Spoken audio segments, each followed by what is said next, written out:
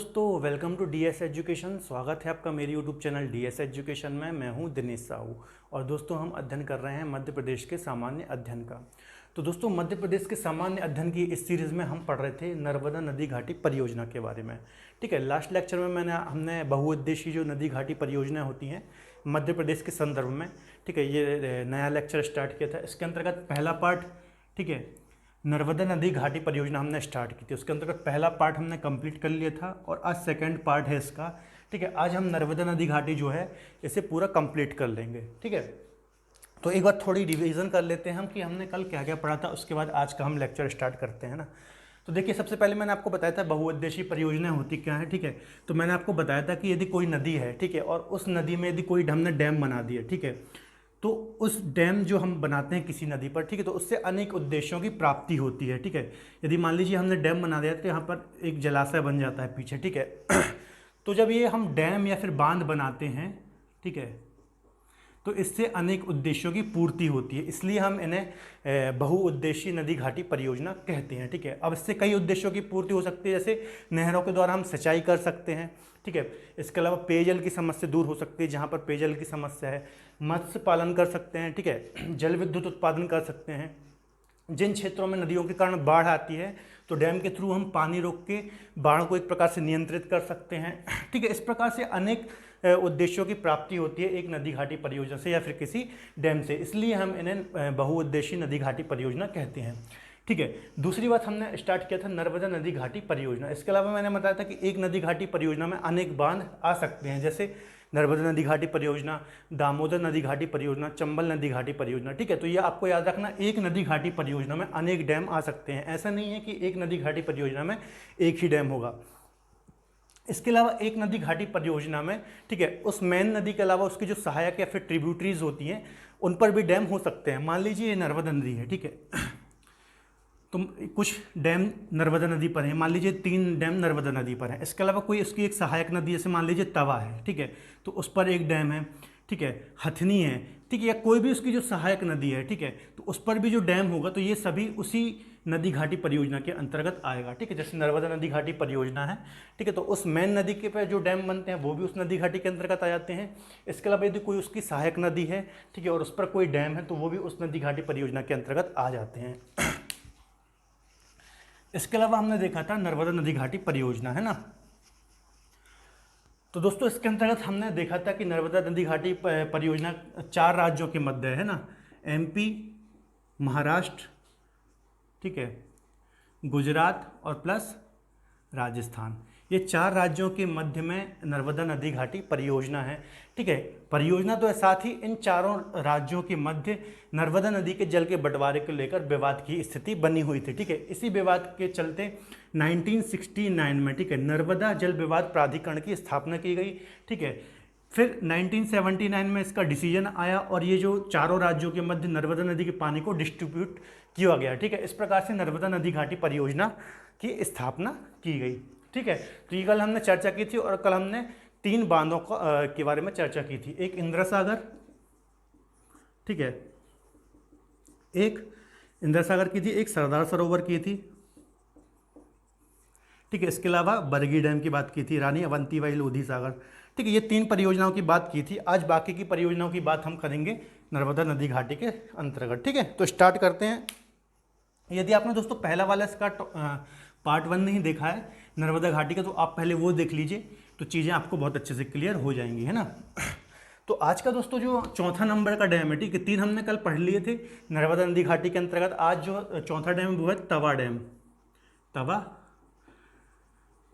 तवा बांध या फिर तवा डैम। ठीक है, तो दोस्तों ये जो नर्मदा की सहायक नदी है, ठीक है, होशंगाबाद के पास आकर के एक नदी मिलती है तवा।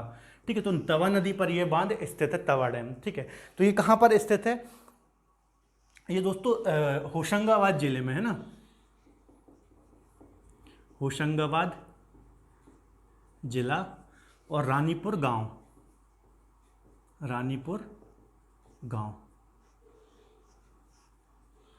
ठीक है, तो जो तवा डैम है दोस्तों वो नर्मदा की सहायक नदी तवा नदी पर स्थित है और होशंगाबाद जिले में रानीपुर गांव में स्थित है। ठीक है, किस नदी पर, तवा नदी। तवा नदी किसकी सहायक नदी है, ठीक है। तवा नदी सबसे बड़ी सहायक नदी है, आपको पता होगा, नदियों का चैप्टर मैं कवर कर चुका हूँ जो भी मध्य प्रदेश की नदियाँ हैं, प्लेलिस्ट में जाकर आप देख सकते हैं। ठीक है, तो तवा डैम तवा नदी पर है जो कि नर्मदा की सहायक नदी है। ठीक है, दो बातें होंगी। इसके अलावा एक सबसे बड़ा पॉइंट दोस्तों की जो तवा डैम है, ठीक है, वो मध्य प्रदेश का सबसे लंबा डैम है। ठीक है, एक इंपॉर्टेंट फैक्ट है दोस्तों, मध्य प्रदेश का सबसे लंबा डैम है तवा डैम। ठीक है, इंद्र सागर नहीं है, इंद्र सागर सबसे बड़ा, तो ये बात आपको याद रखना है। इसकी लंबाई कितनी है? 1815 मीटर।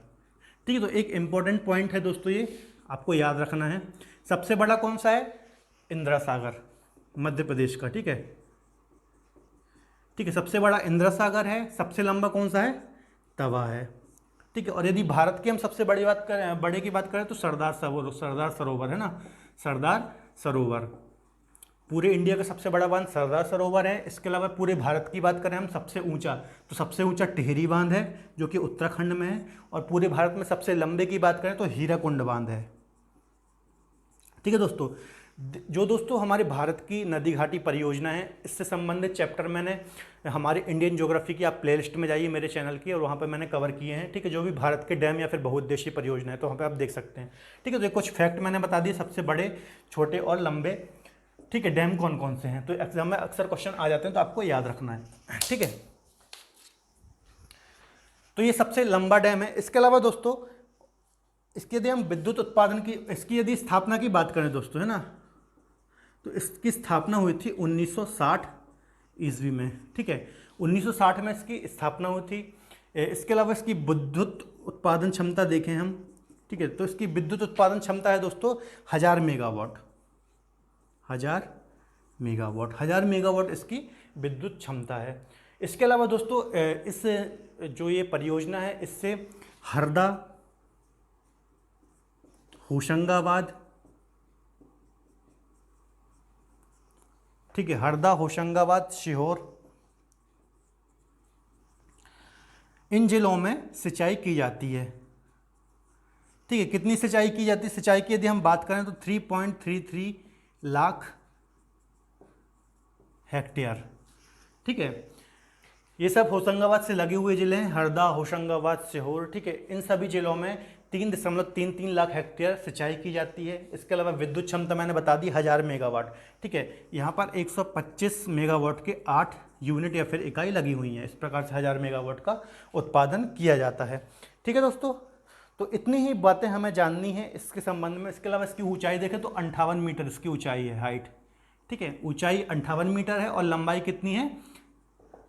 1815 मीटर। ठीक है, 1815 मीटर के साथ ही मध्य प्रदेश का सबसे लंबा डैम है। ठीक है, तो एक बार मैं रिवाइज कर देता हूँ तवा डैम को। ठीक है, काफ़ी महत्वपूर्ण है।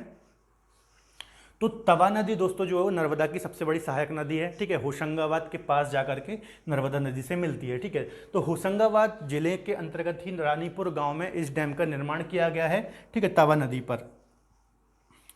मध्य प्रदेश का सबसे लंबा डैम है, 1815 मीटर इसकी लंबाई है। स्थापना की बात करें तो 1960 में यह स्थापित हुआ था। विद्युत उत्पादन क्षमता 1000 मेगावाट है। हरदा, होशंगाबाद, सीहोर जिले में सिंचाई की जाती है। 3.33 लाख हेक्टेयर भूमि। ठीक है, तो ये तवा डैम हो गया। आगे चलते हैं, हम अगला डैम की बात करते हैं।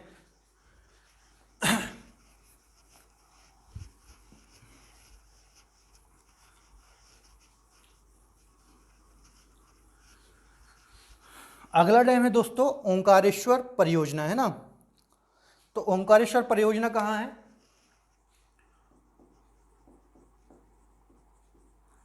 ओंकारेश्वर परियोजना, है ना, 5वीं परियोजना अभी हम पढ़ रहे हैं। तो ओंकारेश्वर परियोजना दोस्तों खंडवा जिले में है ना, खंडवा जिले में, खंडवा जिले में है। ठीक है, मानधाता ग्राम है वहाँ पर स्थित है यह परियोजना। ठीक है, मानधाता ग्राम, मानधाता ग्राम। ठीक है, ओंकारेश्वर परियोजना। इसके अलावा दोस्तों यदि हम इसकी स्थापना की बात करें, ठीक है, स्थापना, तो इसकी स्थापना 2007 में की गई थी।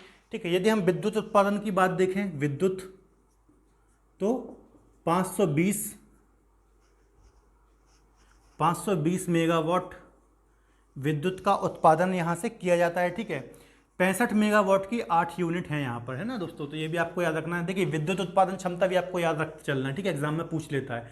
इसके अलावा खंडवा जिले में है, किस पर है, नर्मदा नदी पर स्थित है, ठीक है। इसके अलावा दोस्तों इससे खंडवा, खरगोन और धार जिले की, खंडवा, खरगोन व धार जिले की में सिंचाई की जाती है। कितनी भूमि पर, तो 2.83 लाख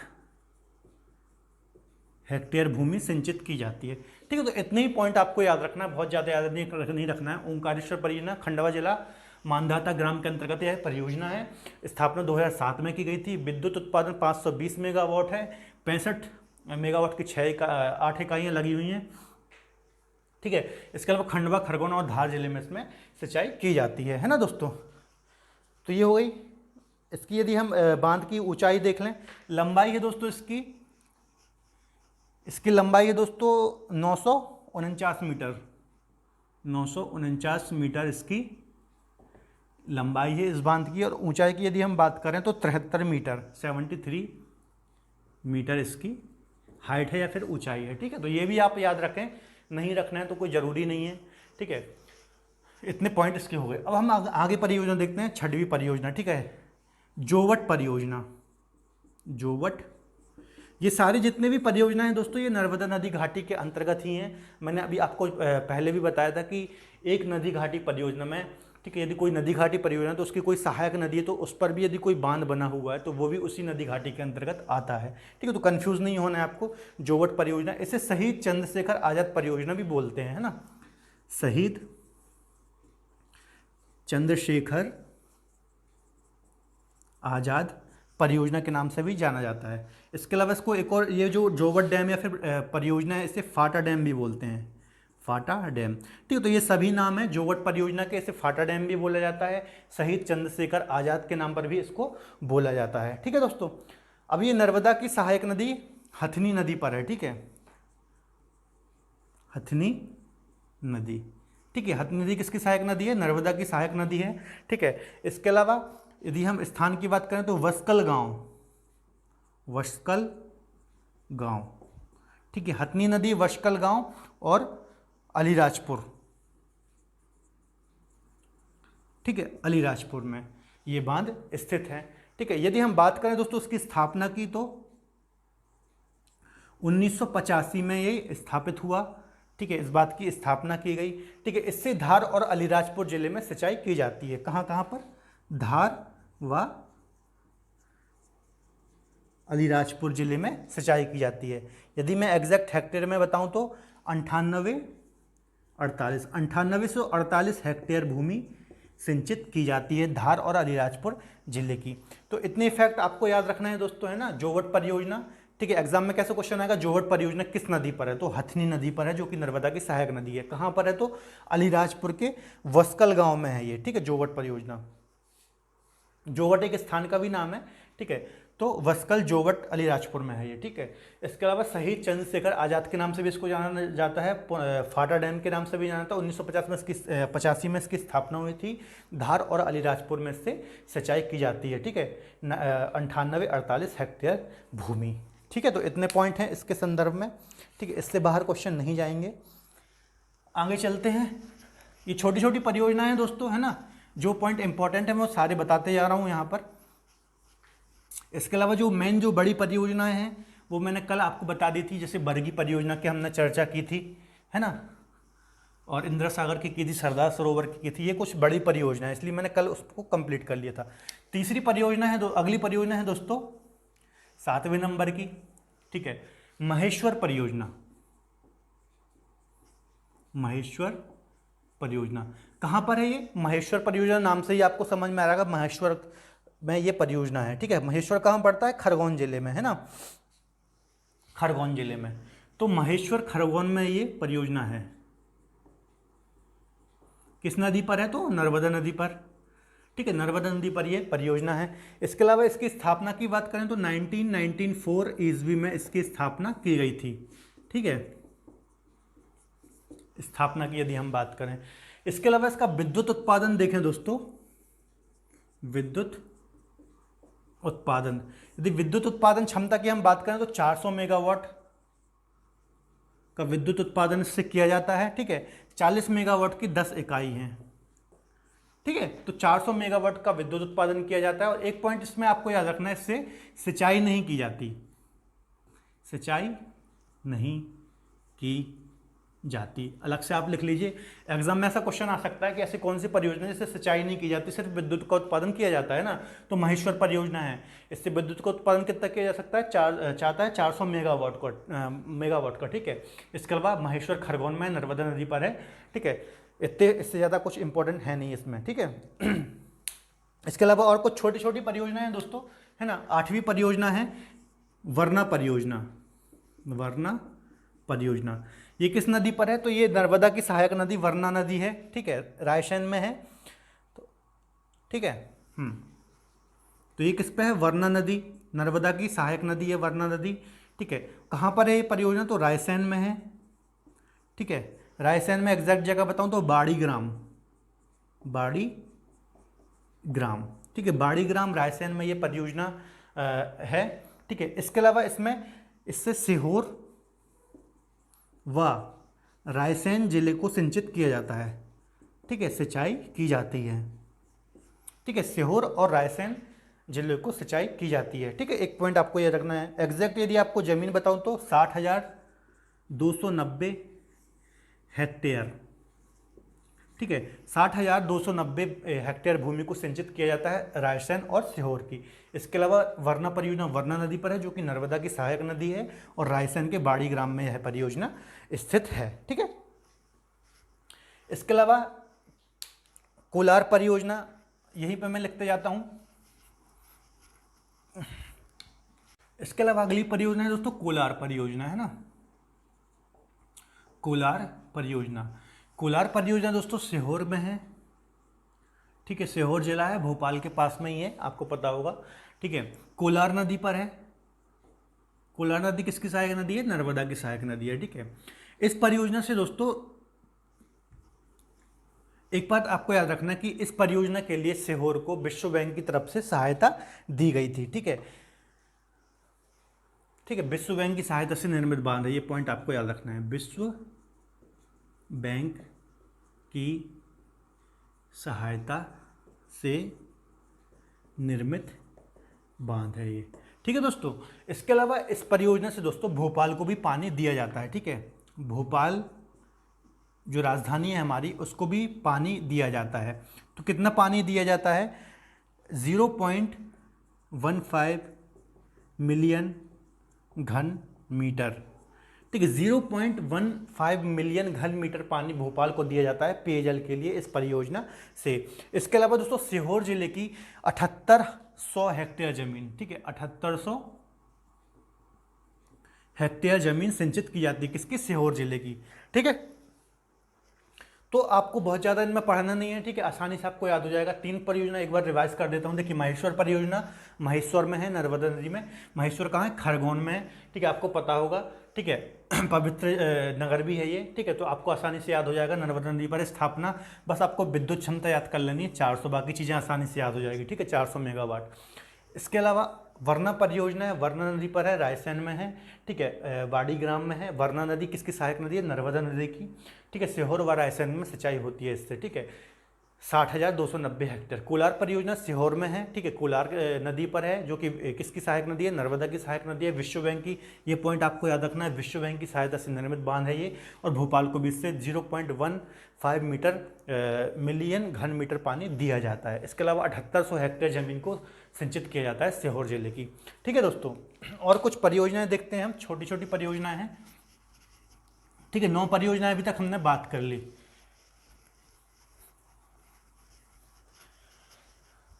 10वीं परियोजना है दोस्तों मान परियोजना। ठीक है, छोटी छोटी परियोजना है, बहुत ज़्यादा आपको याद नहीं रखना है। मान परियोजना दोस्तों मान नदी पर है, जो कि धार जिले के अंतर्गत है। ठीक है, धर्मपुरी तहसील में। तो धार जिले पर है, मान नदी पर। ठीक है, मान भी किसकी सहायक नदी है, नर्मदा की सहायक नदी है। ठीक है, इसके अलावा इसमें धार और झाबुआ जिला, ठीक है, इनको सिंचित किया जाता है। धार झाबुआ जिले की 15,000 हेक्टेयर 15,000 हेक्टेयर भूमि को सिंचित किया जाता है। बस इतने पॉइंट आपको याद रखते जाना है, ठीक है। एक सुक्ता परियोजना है 11वें नंबर की, ठीक है। सुक्ता परियोजना किस नदी पर है? सुक्ता नदी पर है, ठीक है दोस्तों, सुक्ता नदी खंडवा, ठीक है। सुक्ता नदी खंडवा में है ये परियोजना, ठीक है। ये भी किसकी सहायक नदी है? नर्मदा की ही सहायक नदी है। इससे 18,583, ठीक, खंडवा जिले की 18,583 हेक्टेयर भूमि को सिंचित किया जाता है खंडवा जिले की। बस आसानी से आपको याद रखना है, सुक्ता परियोजना, मान परियोजना, ठीक है, किस जिले में है ये आपको याद रखना है। सुक्ता परियोजना ऐसा क्वेश्चन आएगा कि किस नदी पर है या फिर किस जिले में है? खंडवा जिले में है। मान परियोजना किस जिले में है? तो धार जिले में है। ऐसे क्वेश्चन आएंगे, ठीक है। इसके अलावा 12वीं इसकी परियोजना है दोस्तों, ठीक है, छोटी छोटी परियोजना है। एक है अपर नर्मदा परियोजना, ठीक है, ये डिंडोरी जिले में है, डिंडोरी जिले में है और नर्मदा नदी पर ही है, ठीक है। डिंडोरी जिले में है, नर्मदा नदी पर है। इससे भी सिंचाई की जाती है। 18,616 हेक्टेयर भूमि को सिंचित किया जाता है, ठीक है, अपर नर्मदा। एक परियोजना है दोस्तों अपर वेदा परियोजना, अपर वेदा परियोजना, ठीक है। अपर वेदा परियोजना भी दोस्तों खरगोन जिले में है, वेश नदी पर, खरगोन जिले में है। किस नदी पर? वेश नदी पर, वेश नदी पर। इससे किसकी सिंचाई होती है? तो 9900 हेक्टेयर 9900 हेक्टेयर भूमि को सिंचित किया जाता है, ठीक है। तो कुछ एक और परियोजना लिख लीजिए आप, हलोन परियोजना, हलोन परियोजना, ठीक है, मंडला जिले में है ये, नर्मदा नदी पर, मंडला जिला, नर्मदा नदी। इससे 13,040 हेक्टेयर भूमि को सिंचित किया जाता है, ठीक है। तो एक बार मैं रिवाइज कर देता हूँ। छोटी छोटी परियोजना है, बस आपको नदी याद रखना है, किस जिले में है ये याद रखना है, और कुछ याद नहीं रखना, ठीक है।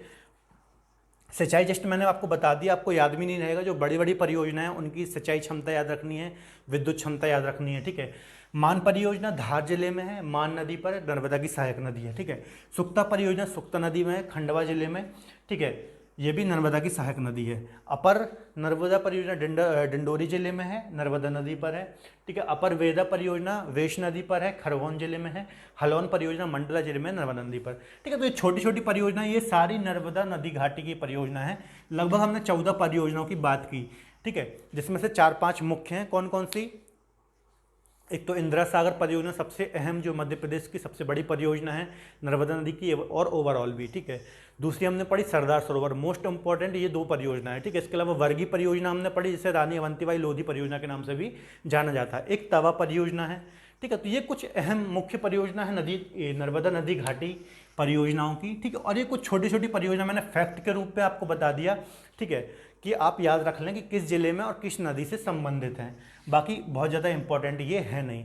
इसके बाद दोस्तों हम चंबल नदी घाटी परियोजना की बात करेंगे, और जो कुछ भी मध्य प्रदेश की जो भी परियोजनाएं बची हैं उसके बारे में बात करेंगे।